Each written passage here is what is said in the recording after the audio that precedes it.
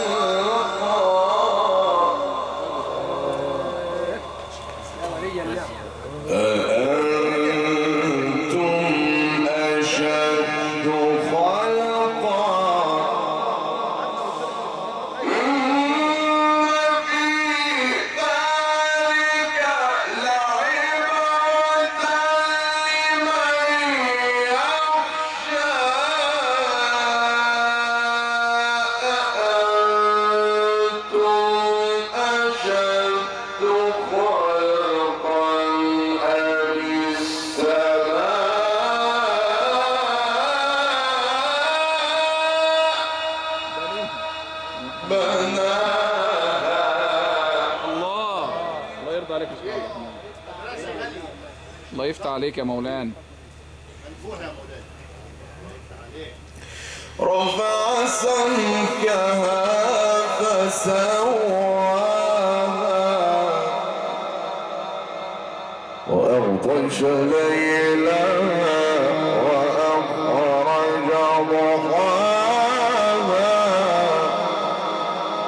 والأرض بعد ذلك دحاها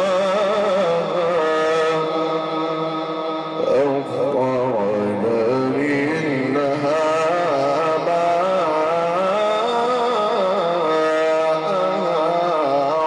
ماءها والجبال أرساها متاعا لكم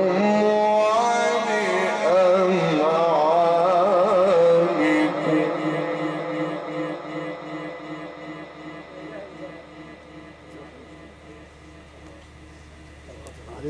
معلش ما تزعلوش ما تزعلوش. بسم الله الرحمن الرحيم. بسم الله الرحمن الرحيم. يا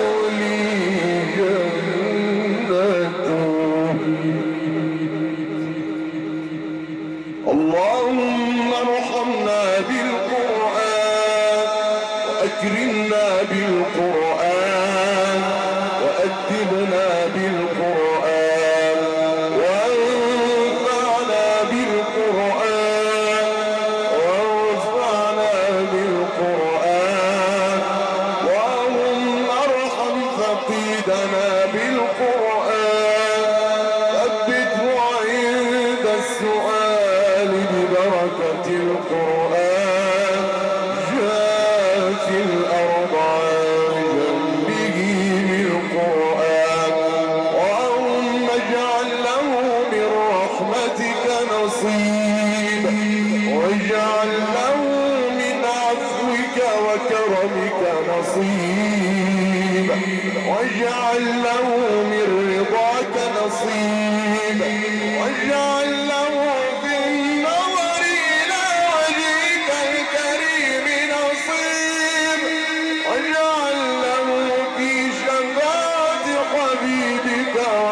اصطفاك نصيبا يا وليم يا علام يا من لا يبيم عن سمعك كلام اختم لنا يا رب بالإيمان واختم لنا بالإحسان واختم لنا بخاتمة السعادة أجمعين والسلام على المرسلين والحمد لله رب العالمين